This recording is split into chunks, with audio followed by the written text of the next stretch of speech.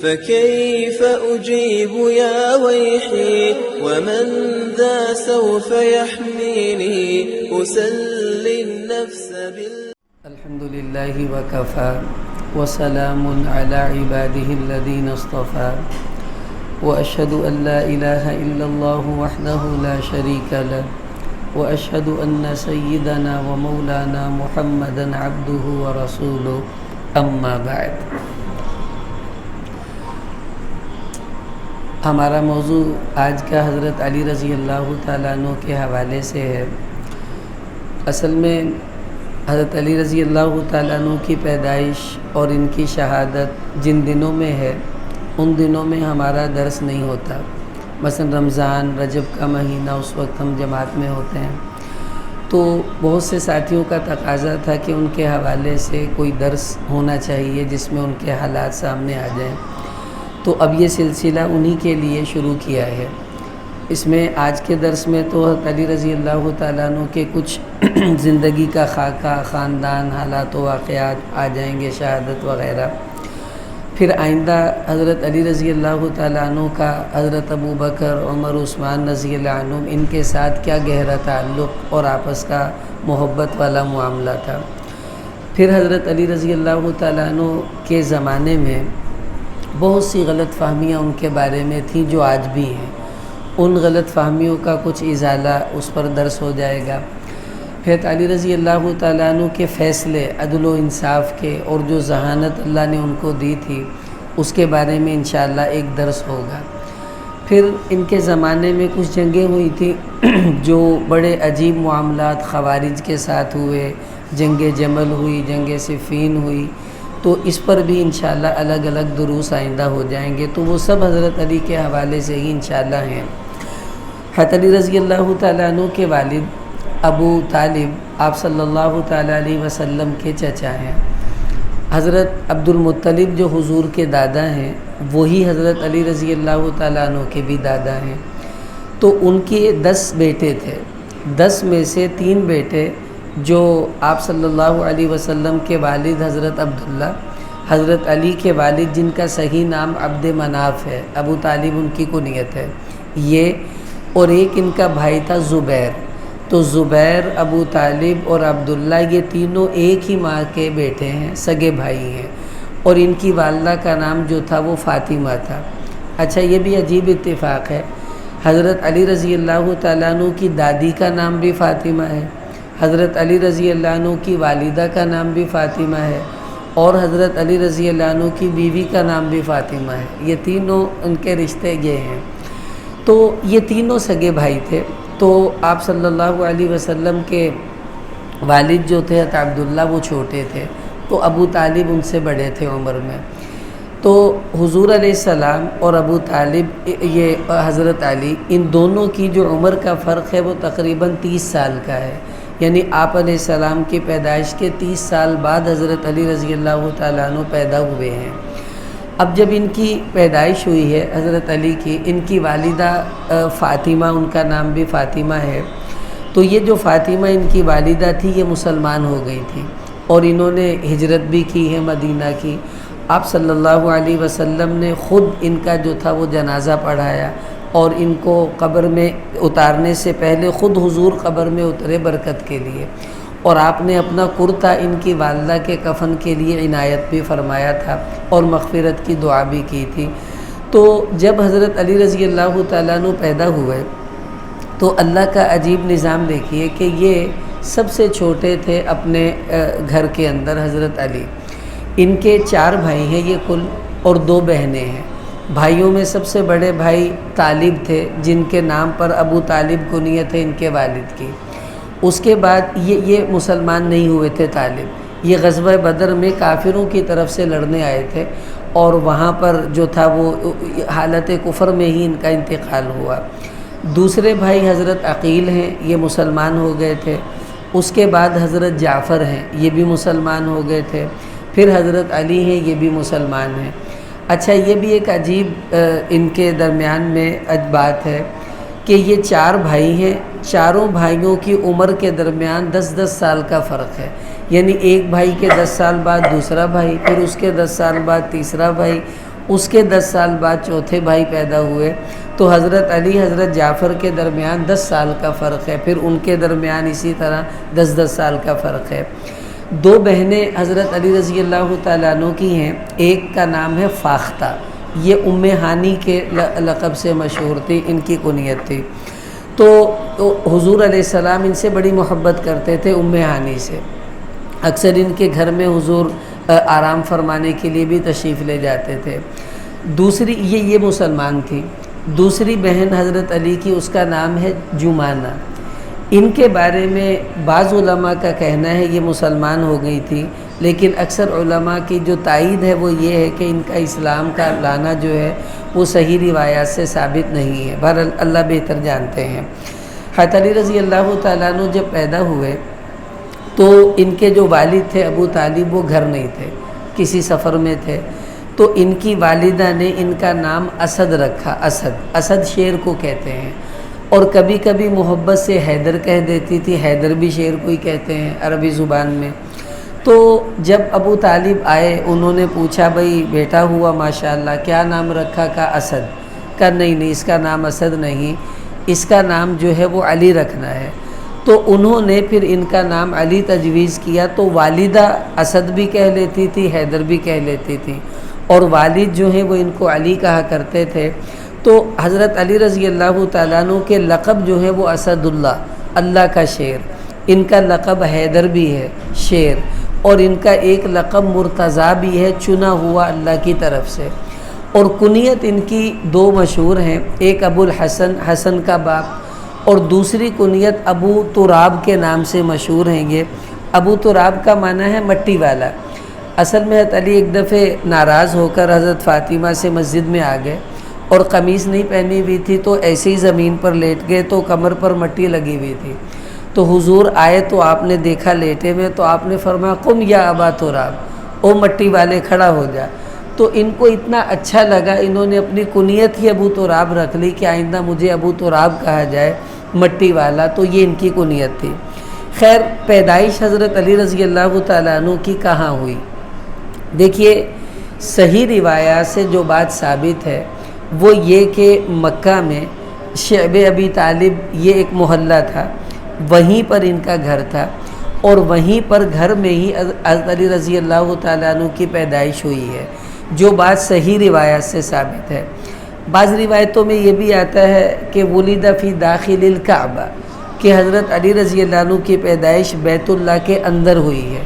اسی وجہ سے کچھ لوگ ان کو مولود کعبہ کے نام سے بھی یاد کرتے ہیں کہ وہ ذات جو بیت اللہ کے اندر پیدا ہوئی۔ دیکھیے، اصول یاد رکھ لیں کہ جب کسی کے بارے میں کسی بات کا اختلاف ہو جائے تو جو بات صحیح روایات سے ثابت ہوتی ہے علماء اسی کو ترجیح دیتے ہیں۔ پھر بیت اللہ کے اندر پیدا ہونا، اگر یہ کوئی فضیلت ہے حضرت علی رضی اللہ عنہ کی، تو اگر بیت اللہ میں پیدائش فضیلت تھی تو پھر یہ فضیلت سب سے پہلے اللہ کے حبیب صلی اللہ علیہ وسلم کو ملنی چاہیے تھی۔ جب حضور کو نہیں ملی، اس کا مطلب ہے یہ کوئی فضیلت نہیں ہے۔ پھر فضیلت وہ ہوتی ہے جو صرف مجھے ملے، کسی اور کو نہیں ملے۔ حالانکہ حضرت علی رضی اللہ تعالیٰ عنہ سے پہلے حضرت ختیجہ کے بھتیجے تھے حضرت حکیم بن حزام رضی اللہ تعالیٰ عنہ، ان کی پیدائش حضرت علی سے پہلے بیت اللہ کے اندر ہو چکی تھی۔ تو اس کا مطلب ہے کہ جب پہلے کسی کی پیدائش ہوئی ہے تو یہ کوئی ایسی فضیلت نہیں ہے جو کسی ایک کو نصیب میں آ جائے۔ اور ویسے بھی یعنی عقل کے اعتبار سے بھی یہ بات غیر معقول لگتی ہے کہ پیدائش کی جگہ عموماً وہ ہوتی ہیں جہاں لوگوں کا آنا جانا نہ ہو، چھپ کر ہوتا ہے۔ بیت اللہ میں تو اکثر لوگ طواف کے لیے آ رہے ہوتے تھے، تو اس لیے راجح بات یہی ہے کہ ان کی پیدائش بیت اللہ میں نہیں بلکہ اپنے گھر میں ہوئی ہے۔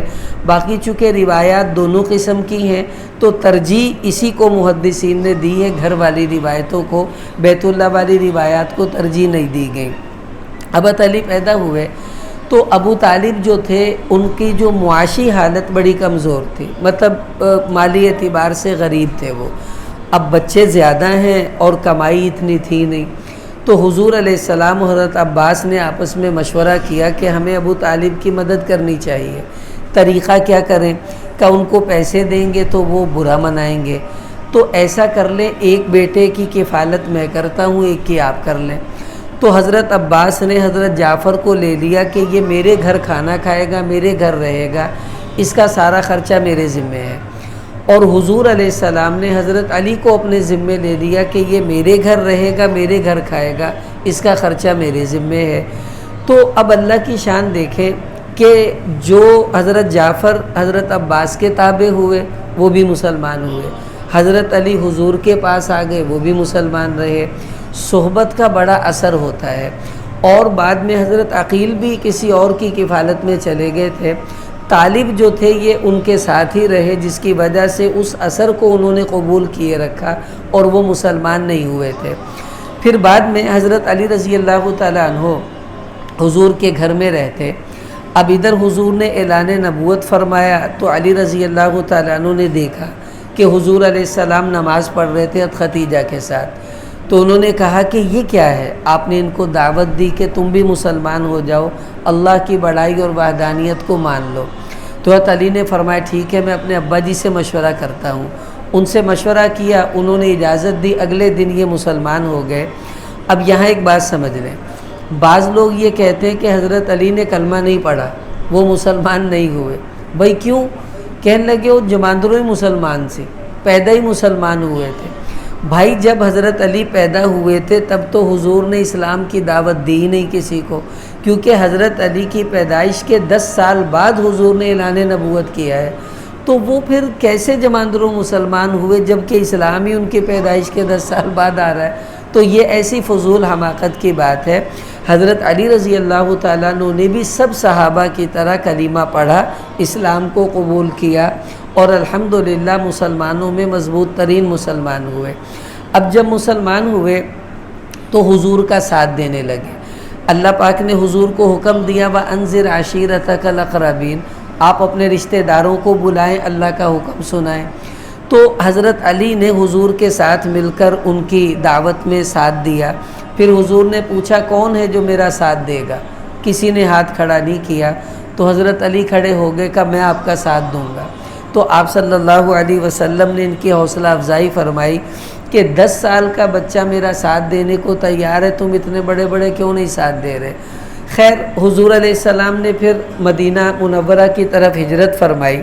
تو جب آپ ہجرت کے لیے جانے لگے تو بہت سی امانتیں ہمارے نبی کے پاس تھی، جو کفار کی بھی تھیں، کچھ مسلمانوں کی بھی تھیں۔ تو آپ علیہ السلام نے حضرت علی سے فرمایا کہ تم میرے بستر پر لیٹ جاؤ اور یہ فلاں فلاں کی امانتیں ہیں، صبح تم سب کی امانتیں لوگوں کو واپس کر کر ہمارے پیچھے ہی مدینہ تم بھی آ جانا۔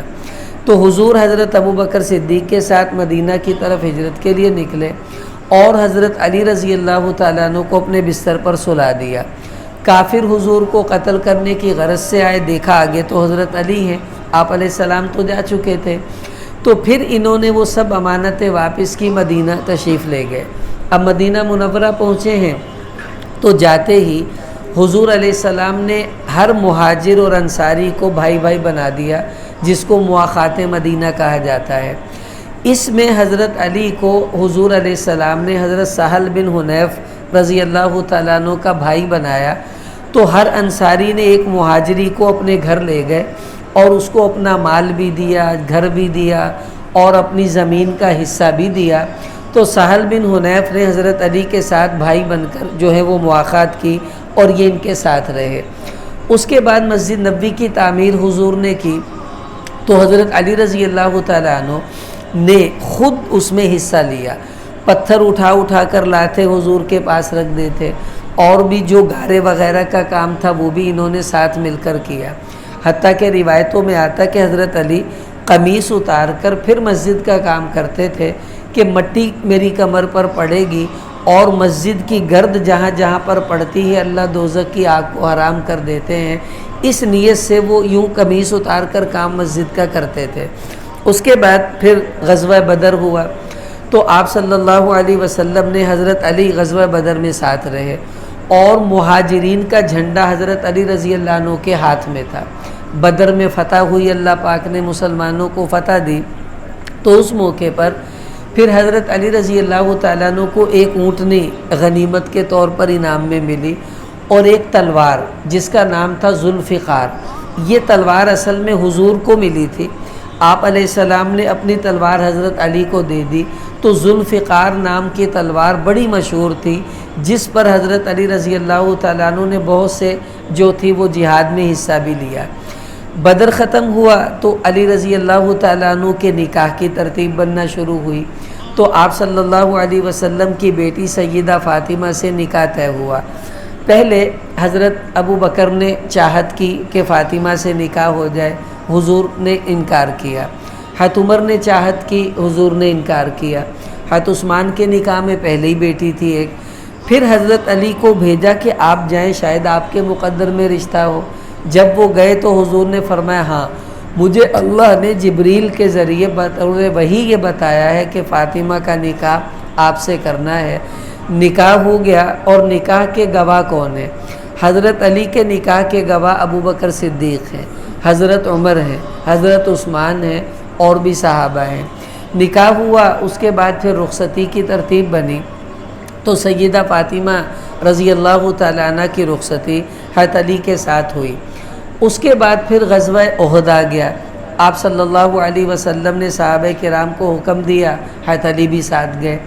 تو غزوہ احد میں حضرت مصعب بن عمیر رضی اللہ تعالیٰ عنہ کے ہاتھ میں مہاجرین کا جھنڈا تھا، وہ شہید ہوئے تو پھر وہ جھنڈا حضرت علی کے ہاتھ میں آ گیا۔ اس میں انہوں نے بڑی جاں فشانی سے اپنے آپ کو آگے آگے پیش کیا۔ آپ علیہ السلام غزوہ احد میں ایک گڑھا تھا، اس کے اندر گر گئے تھے، تو حضرت علی اور حضرت طلحہ نے نیچے اتر کر حضور کو باہر نکالا۔ پھر حضور زخمی ہوئے تو حضرت علی نے اپنی ڈھال میں پانی لے کر آئے اور حضور کے چہرے پر ڈال کر زخموں کو صاف کیا۔ فاطمہ رضی اللہ تعالیٰ عنہ نے چٹائی جلا کر اس کی راکھ جو تھی وہ حضور کے ماتھے پر لگا دی، صحیح بخاری میں یہ روایت ایسے ہی ہے۔ تو اس سے پھر آپ کا خون جو تھا وہ رک گیا۔ احد ختم ہوا، آپ صلی اللہ علیہ وسلم مدینہ آ گئے۔ تھوڑے دن اگلے ہی سال میں پھر غزوہ خندق آ گیا۔ اب غزوہ خندق میں آپ صلی اللہ علیہ وسلم کے ساتھ پھر حضرت علی شریک ہوئے۔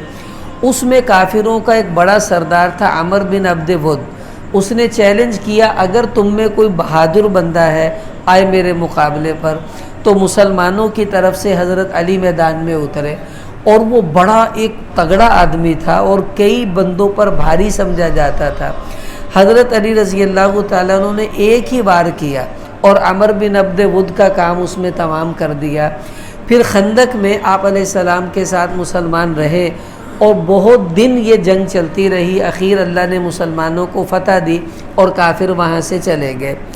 اس کے بعد مسلمان عمرہ کرنے کے لیے گئے، کافروں نے نہیں کرنے دیا، تو معاہدہ ہوا حدیبیہ کے مقام پر صلح کا۔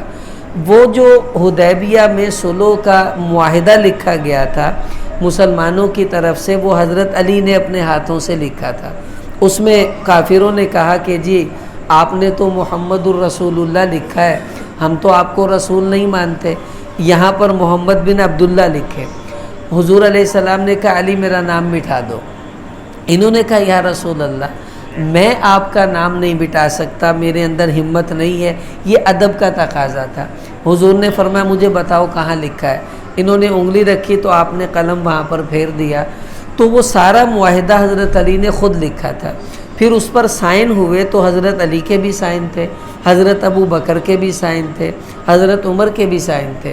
دیکھیے معاہدے پر ان لوگوں کے سائن کروائے جاتے ہیں جن کے ایمان اور اعتقاد پر نبی کو اعتماد ہوا کرتا ہے، تو ظاہر ہے ان پر اعتماد تھا تو ان کے سائن کروائے گئے وہاں پر۔ حدیبیہ یہ سے واپس آ گئے مسلمان۔ اس کے بعد جو تھا اللہ کا نظام یہ ہوا کہ دوبارہ مسلمانوں کے لیے اللہ نے راہیں ہموار کی، خیبر کی طرف حضور کا جانا ہو گیا۔ خیبر میں مسلمانوں نے بڑا زور لگایا، بہت سے قلعے فتح ہو گئے۔ ایک قلعہ بڑا تھا وہ فتح نہیں ہو رہا تھا، مرحب بڑا پہلوان تھا خیبر میں، تو وہ اترا عالمت خیبر انی مرحب، سارا خیبر جانتا میں مرحب ہوں، ہتھیاروں کا آزمایا ہوا ہوں، آئے کوئی میرے مقابلے پر۔ تو حضرت علی اتر گئے میدان میں۔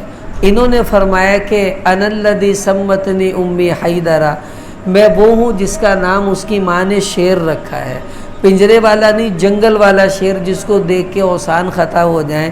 پھر حضرت علی نے ایک ہی بار میں مرحب کے 2 ٹکڑے کر دیے۔ اب وہ قلعہ جو فتح نہیں ہو رہا تھا تو اب صحابہ پریشان، حضرت ابو بکر گئے نہیں فتح ہوا، حضرت عمر گئے نہیں فتح ہوا۔ آپ علیہ السلام نے فرمایا صبح میں اس بندے کے ہاتھ میں جھنڈا دوں گا جو اللہ اور اس کے نبی سے محبت کرتا ہے، اللہ اس کا نبی بھی اس سے محبت کرتے ہیں۔ اب صحابہ انتظار کر رہے شاید میرا نمبر لگے، شاید میرا لگے۔ صبح ہوئی تو ہمارے نبی نے فرمایا علی کہاں ہیں؟ کہ یا رسول اللہ ان کی تو آنکھیں خراب ہیں۔ آپ نے فرمایا بلاؤ۔ حضور نے اپنا لعاب ان کی آنکھوں پر لگایا، ٹھیک ہو گئیں۔ جھنڈا ان کے ہاتھ میں دیا، اللہ نے خیبر فتح کروا دیا۔ اچھا کچھ لوگوں میں مشہور ہے کہ جی وہ بڑا دروازہ تھا، حضرت علی نے اپنے ہاتھ سے وہ دروازہ توڑا اور جناب ایسے کر دیا۔ یہ سب ساقط الاعتبار روایات ہیں۔ محدثین نے ایسی روایات کو قبول کرنے سے انکار کیا ہے۔ تاریخ میں بہت کچھ لوگوں نے شامل کیا اپنی طرف سے گھڑ گھڑ کے، تو یہ صحیح بات نہیں ہے کہ اتنا بڑا کوئی دروازہ ہو اور اس کو اکھاڑا گیا ہو۔ طاقت حضرت علی کی مسلم ہے، لیکن ایسی باتیں ان کی طرف منسوب نہ کریں جن کا تاریخ میں کوئی صحیح سند میں کوئی حصہ بھی نہ ہو، تو یہ باتیں صحیح نہیں ہیں۔ اب خیبر سے مسلمان واپس آئے، اللہ نے فتح دی، بہت سا مال بھی مسلمانوں کو ملا۔ اس کے بعد حنین کا واقعہ پیش آ گیا۔ حضور علیہ السلام غزوہ حنین میں مسلمانوں کو ابتداءً کچھ شکست ہوئی تو حضرت علی نے وہاں بڑی ثابت قدمی سے مقابلہ کیا کفار کا، اللہ نے پھر مسلمانوں کو فتح عطا فرما دی۔ پھر وہاں سے واپسی آئے تو غزوہ تبوک کا معاملہ پیش آیا۔ اب تبوک جانے لگے تو حضور نے حضرت علی کو ساتھ نہیں لیا، فرمایا علی تم مدینہ میں رہو، عورتوں کو، بچوں کو، بوڑھوں کو کسی کی نگرانی کی ضرورت ہے، تم یہاں نگرانی کرو گے، ہم لوگ تبوک میں جا کر جنگ لڑیں گے۔ حضرت علی کہنے لگے یا رسول اللہ لوگ مجھے تانے ماریں گے، لو جی تجھے پیچھے چھوڑ گئے، کیونکہ بہادر آدمی سے برداشت نہیں ہوتا کہ وہ لڑائی کے موقع پر پیچھے رہے۔ تو آپ علیہ السلام نے حوصلے کے طور پر فرمایا اے علی کیا تو یہ نہیں پسند کرتا کہ تو میرے پیچھے ایسے رہے جیسا کہ ہارون علیہ السلام موسیٰ علیہ السلام کے پیچھے خلیفہ بن کر رہے، تو بھی میرے پیچھے میرا خلیفہ ہے، تم پیچھے رہو۔ پھر ان کو حوصلہ ہوا، مسلمان تبوک سے واپس آ گئے۔ آتے ہی آپ صلی اللہ علیہ وسلم نے حضرت علی کو تبلیغ کے لیے یمن بھیج دیا، یہ یمن چلے گئے۔ ادھر آپ علیہ السلام نے حج کا ارادہ کیا تو مدینہ سے ہمارے نبی حج کرنے مکہ پہنچے ہیں، حضرت علی یمن سے حج کرنے کے لیے مکہ آئے ہیں، حضور کے ساتھ نہیں گئے۔ تو مکہ یہ یمن سے پہنچے، ادھر حضور پہنچے تو آپ علیہ السلام نے پوچھا علی تم نے کیا نیت کی ہے حج کی؟ وہ کہنے لگے میں نے تو یہ کہا تھا جو میرے نبی کی نیت ہے وہی میری نیت ہے۔ تو آپ علیہ السلام بڑے خوش ہوئے۔ پھر حج کا موقع آیا تو حضور علیہ السلام نے حضرت علی سے کہا کہ سارے حج میں اعلان کر دو کہ ایام تشریق میں کوئی بندہ روزہ نہ رکھے۔ ایام تشریق کون سے ہوتے ہیں؟ چھوٹی عید والا دن، بڑی عید میں 10، 11، 12، 13 ذی الحجہ، یہ 4 دن، ان 5 دنوں میں روزہ رکھنا جائز نہیں ہے۔ تو یہ اعلان ہمارے نبی نے حضرت علی کے ذریعے کروایا۔ اس کے بعد آپ نے 10 ذی الحجہ کو ہمارے نبی نے قربانی کی تو 100 اونٹ حضور نے قربان کیے ہیں۔ کتنے بھائی؟ 100۔ 63 اونٹ آپ نے اپنے ہاتھوں سے ذبح کیے، باقی اونٹ حضرت علی کے حوالے کر دیے کہ یہ تم نے میری طرف سے ذبح کرنے ہیں۔ تو حضرت علی کو یہ اعزاز حاصل ہے کہ حضور کی نیابت میں انہوں نے قربانیاں بھی کی ہیں۔ اس کے بعد جب حج سے واپسی ہو رہی تھی تو آپ صلی اللہ علیہ وسلم مکہ سے باہر نکلے ہیں، تقریباً آج کل تو گاڑی پر کوئی 2-2.5 گھنٹے کا سفر بنتا ہے۔ تو رابغ ایک شہر آتا ہے، اس سے پہلے ایک جگہ آتی ہے خم، یہاں پر شام والوں کا میقات بھی ہے جوفہ۔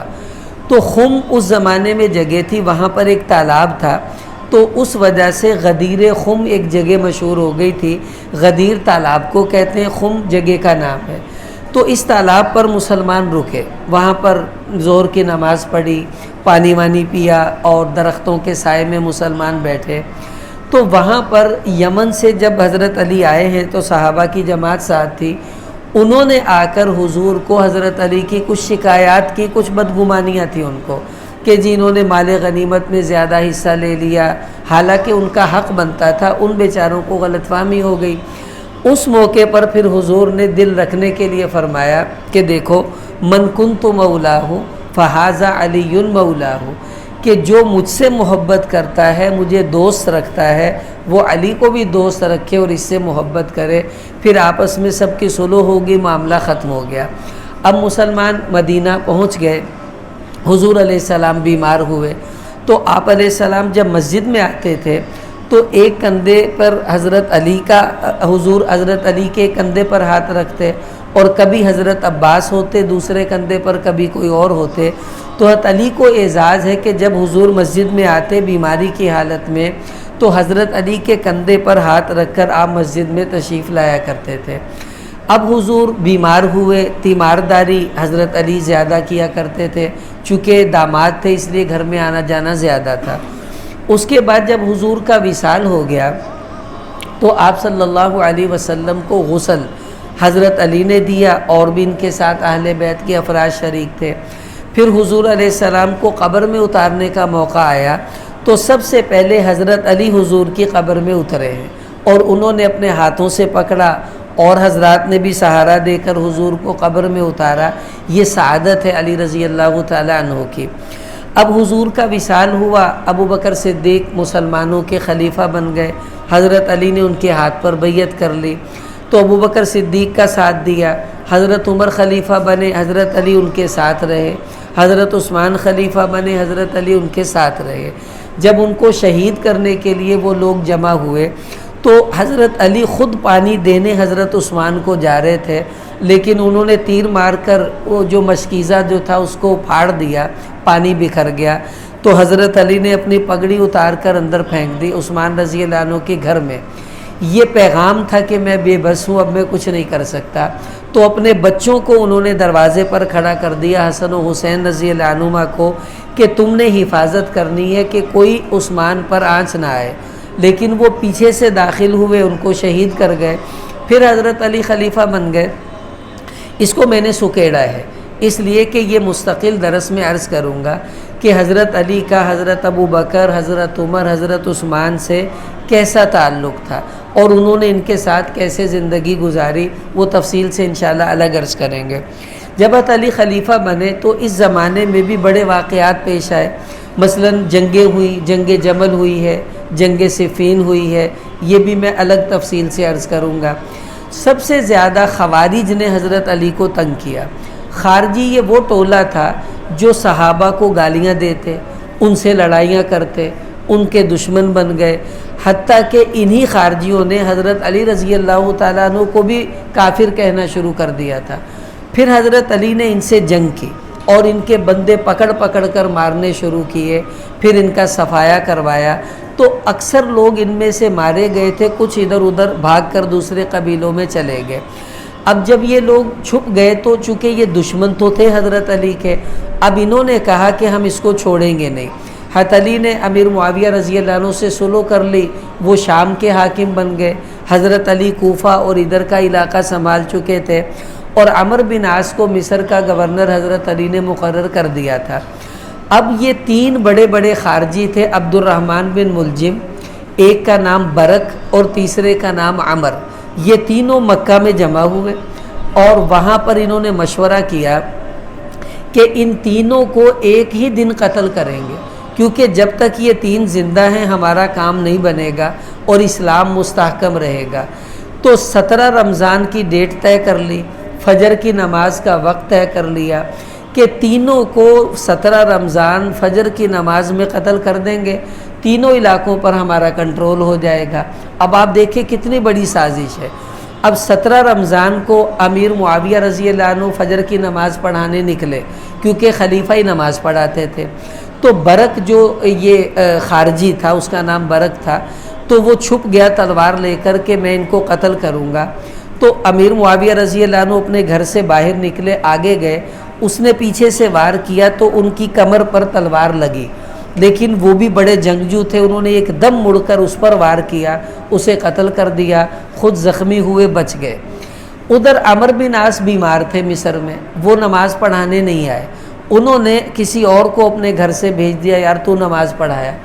تو اندھیرا تھا، وہ عمر جو قاتل چھپا ہوا تھا وہ سمجھا یہ عمر بن عاص رضی اللہ عنہ ہی ہیں، انہوں نے تلوار کا وار کیا اور وہ شہید کر دیا۔ بعد میں دیکھا وہ عمر بن عاص نہیں تھے، لیکن وہ بہرحال شہید ہو گئے جو دوسرے ساتھی تھے۔ تو یہ سازش دو جگہ تو نہ چلی۔ ادھر حضرت علی رضی اللہ تعالیٰ عنہ نماز کے لیے نکلے تو عبد الرحمن بن ملجم یہ خارجی تھا، یہ چھپا ہوا تھا۔ تو حضرت علی کی عادت تھی کہ نماز سے پہلے لوگوں کو جگاتے تھے، چلو بھئی نماز پڑھو، نماز کا ٹائم ہو گیا۔ تو وہ نماز کی آواز لگاتے لگاتے آ رہے تھے۔ اچھا، جب حضرت علی مدینہ سے کوفہ گئے ہیں نا اپنی خلافت میں، پہلے مسلمانوں کا دارالخلافہ مدینہ تھا۔ حضرت عثمان کی شہادت کے بعد حضرت علی نے دارالخلافہ کوفہ میں شفٹ کر دیا تھا۔ تو جب کوفہ جانے لگے تو حضرت عبداللہ رضی اللہ تعالیٰ عنہ، عبداللہ بن سلام، انہوں نے کہا کہاں جا رہے ہو؟ کہا کوفہ۔ فرمایا مت جاؤ، وہاں کے لوگ اچھے نہیں ہیں، مجھے ڈر ہے وہ کہیں آپ کو قتل نہ کریں۔ تو حضرت علی فرمانے لگے مجھے اس کی پرواہ نہیں ہے، کیونکہ مجھے خود حضور نے بتایا تھا کہ اے علی، ایک جو ظالم ہوگا تیری تلوار یہاں مارے گا، تیری پیشانی خون سے رنگین کر دے گا، تو مجھے یقین ہے میں نے شہید ہونا، اس لیے مجھے کوئی پرواہ نہیں ہے۔ اور وہی ہوا، اس نے یہاں ماتھے پر تلوار ماری۔ حضرت علی 17 رمضان تھی، نیچے گر گئے اور مسلمانوں نے پھر شور مچا تو وہ پکڑا گیا۔ تو پوچھا کس نے مجھے مارا؟ کہا جی وہ خارجی ہے۔ فرمایا اگر میں ٹھیک ہو جاؤں تو میں خود بدلہ لوں گا، مر جاؤں تو پھر تم اس کے ساتھ جو سلوک کرنا تمہاری مرضی، ابھی اسے کچھ نہ کہو۔ 3 دن حضرت علی بیمار رہے، زخمی رہے، اس کے بعد پھر ان کا انتقال ہو گیا۔ اب آپ دیکھیے اللہ کا عجیب نظام، 63 سال حضور کی عمر تھی جب آپ کا وصال ہوا، حضرت علی کی عمر بھی 63 سال ہی تھی جب ان کی شہادت ہوئی ہے، اور اللہ کا نظام رمضان کا مہینہ تھا، اللہ نے رمضان کی موت عطا فرمائی، کتنی بابرکت جو تھی وہ ان کی تھی۔ پھر ان کو غسل حضرت حسن اور حسین اور عبداللہ بن جعفر نے غسل دیا، اور حضرت حسن رضی اللہ تعالیٰ عنہ ان کے بیٹے نے ان کا جو تھا وہ جنازہ پڑھایا۔ اور اس کے بعد کوفہ میں ہی مسجد کے قریب ایک جگہ تھی رحبہ، وہاں پر حضرت علی رضی اللہ تعالیٰ عنہ کو دفن کیا گیا۔ اب یہاں پر 2-3 باتیں سمجھیں۔ ایک یہ قصہ مشہور ہے کہ جی حضرت علی کو دفن نہیں کیا گیا اور نہ جنازہ پڑھا گیا، بس ان کی لاش کو ایک اونٹ پر رکھ کر چھوڑ دیا گیا، وہ اونٹنی چلتی چلتی اوپر کوئی اڑ گئی اور کہیں غائب ہو گئی۔ بھائی کیا ہو گیا یار؟ ٹھیک ہے بچوں کی کہانیاں سنانی چاہیے، لیکن وہ سناؤ جو سمجھ میں بھی آئیں کہ جنازہ پڑھنا مسلمانوں کا شعار ہے۔ اگر جنازہ نہ ہونا کوئی فضیلت ہوتی تو پھر باقیوں کا بھی نہیں ہونا چاہیے تھا۔ تو جنازہ ہوا ہے، دفن بھی ہوئے ہیں، اور یہ جو مشہور ہے نا حضرت علی کی قبر نجف میں ہے، یہ کوئی پختہ بات نہیں ہے، نہ اس کے پیچھے کوئی مضبوط دلیل ہے۔ صحیح بات یہ ہے کہ کوفہ میں وہیں قریب رحبہ جگہ پر ان کی قبر بنائی گئی۔ کیوں؟ اس لیے کہ خارجیوں سے خطرہ تھا کہ وہ حضرت علی کی میت کی بے حرمتی نہ کر دیں، تو اس لیے ان کی قبر کو ظاہر نہیں کیا گیا دفنانے کے بعد۔ جب ظاہر نہیں ہوئی تو لوگوں میں پھر قسم قسم کی باتیں بن گئی، کسی نے نجف میں بنا دی، کسی نے کہیں بنا دی۔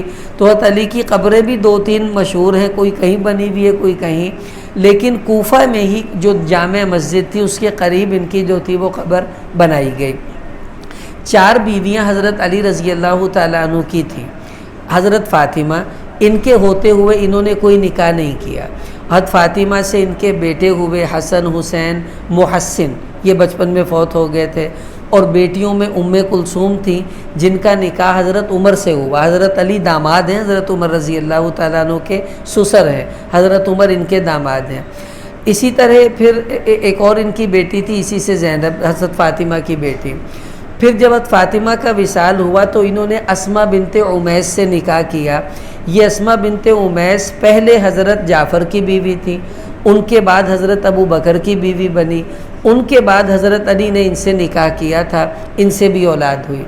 تیسری بیوی حضرت فاطمہ نے کہا تھا اے علی جب میرا وصال ہو جائے تو تم میری بہن زینب کی بیٹی امامہ سے نکاح کر لینا، وہ جنتی جو ہے وہ خاتون ہیں۔ تو پھر حضرت علی نے امامہ سے نکاح کیا، ان سے بھی ان کی اولاد ہوئی۔ پھر اس کے بعد حضرت علی نے ایک عورت سے نکاح کیا جس کا نام تھا لیلہ۔ تو یہ 4 بیویاں حضرت علی نے 4 نکاح کیے۔ فاطمہ، اسما اور امامہ اور لیلہ۔ پھر اولاد ظاہر ہے ہر بیوی سے اولاد تھی، تو حضرت علی رضی اللہ عنہ کی جو اولاد کے بارے میں اقوال ہیں وہ مختلف ہیں، لیکن جو درمیانہ قول جس پر تقریباً علماء نے اطمینان کا اظہار کیا ہے وہ یہ کہ حضرت علی رضی اللہ تعالیٰ عنہ کے 14 بیٹے تھے اور 16 بیٹیاں تھیں، جو اولاد ان کی تقریباً مطمئن ہیں، جس پر علماء کی یہ قول ٹھیک ہے۔ بعضوں نے اس سے بھی زیادہ لکھی ہے اولاد ان کی اور بچیوں کے اعتبار سے، تو 14 لڑکے تھے جن میں نام محمد بھی ہیں، ابو بکر بھی ہیں، عمر بھی ہیں، عثمان بھی ہیں۔ حضرت علی نے اپنے بچوں کے یہ نام رکھے ہیں اور بیٹیوں کے نام بھی مختلف ان کے آتے ہیں۔ تو یہ حضرت علی رضی اللہ تعالیٰ عنہ کی اولاد تھی، آگے جن میں سے بعضوں سے سلسلہ چلا ہے، بعضوں سے اولاد کا سلسلہ نہیں چلا۔ تو یہ حضرت علی رضی اللہ تعالیٰ عنہ کا مختصر جو تھا زندگی کا خلاصہ تھا۔ آئندہ درس میں انشاءاللہ حضرت علی رضی اللہ تعالیٰ عنہ کا جو شیخین سے تعلق تھا، یعنی حضرت ابو بکر، عمر، عثمان سے ان کی رشتہ داریاں اور ان کی محبت والے معاملات، وہ انشاءاللہ آئندہ درس میں آ جائیں گے۔ اللہ تعالی ہمیں ان حضرات کی سیرت پر عمل کی توفیق عطا فرمائے۔